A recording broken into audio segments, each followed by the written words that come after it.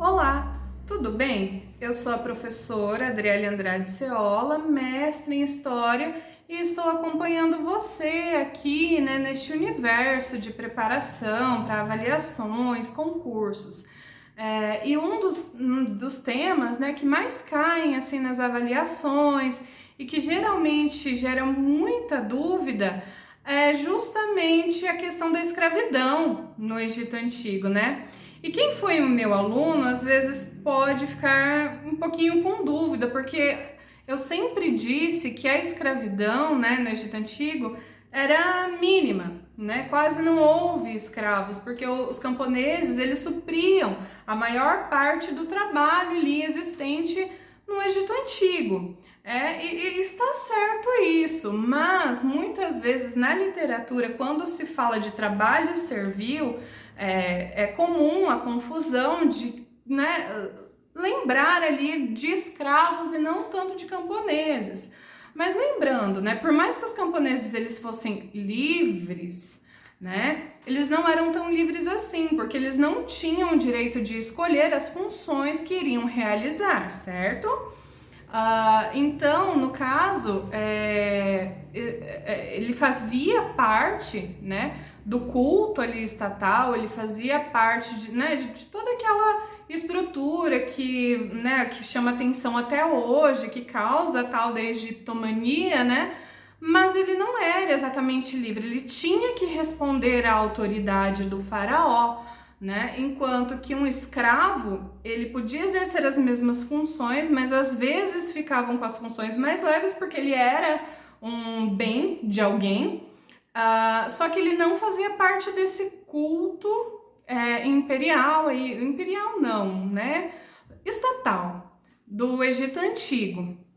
Então não era desejável ser um escravo, porque eles estariam excluídos ali do paraíso agrário.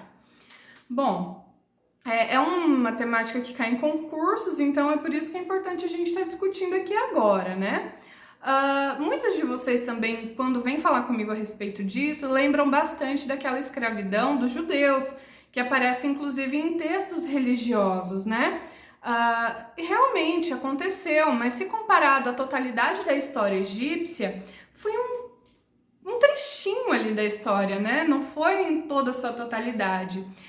Se eu não me engano, essa escravidão dos judeus aconteceu mais ou menos em 1700 ou 700 a.C., ou seja, quando aquele poder clássico faraônico já estava ali em decadência, A gente já estava ali no final do Reino Novo. Geralmente, os dados que a gente tem fornecem que a maior parte, quando estava ali poderoso aquele escravidão dos judeus, foi sob o Ramsés II, que ele viveu por muito tempo, cerca de 86 anos, e ele foi um militar, ele era muito tirânico, digamos assim. Então ele era um escravocrata maior do que os outros, enfim. Mas não é a regra da história egípcia, certo?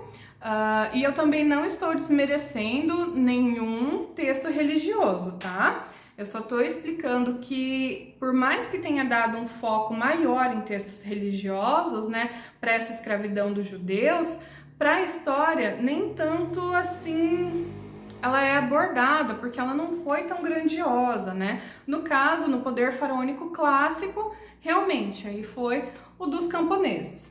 Só que o que gera muita confusão e muita dúvida aí em quem vai estudar a questão do trabalho no Egito Antigo é que, como os camponeses eles não eram livres para escolherem as funções a serem exercidas, eles eram submetidos a trabalhos compulsórios, a trabalhos servis, mas eles não eram servos, tá?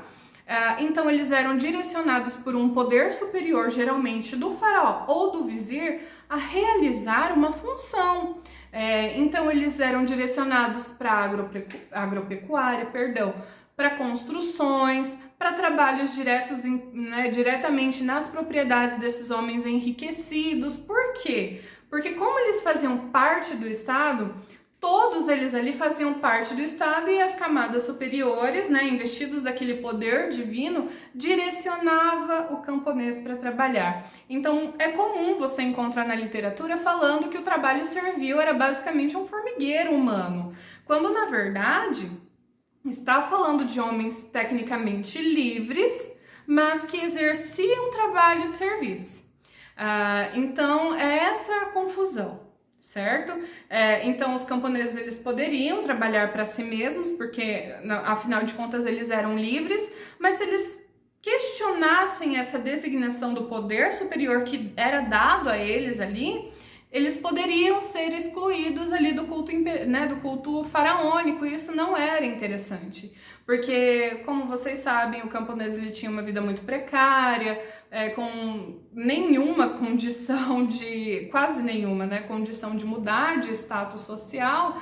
Então a única esperança que mantinha ele ali dentro daquele estado era justamente de que um dia, né, ele alcançaria o paraíso agrário, e ele perder essa oportunidade não era interessante para ele, certo? Então é por isso que ele se subordinava a trabalho e serviço. Então a questão da escravidão é isso. Eu continuo ainda afirmando que os escravos em si, né, os estrangeiros que eram escravizados, era a menor parte da população, que os camponeses era a maior parte da força de trabalho, mas que eles poderiam sim exercer os trabalhos servis. Espero que tenha ficado entendido então, né? E sucesso aí para vocês, até uma próxima.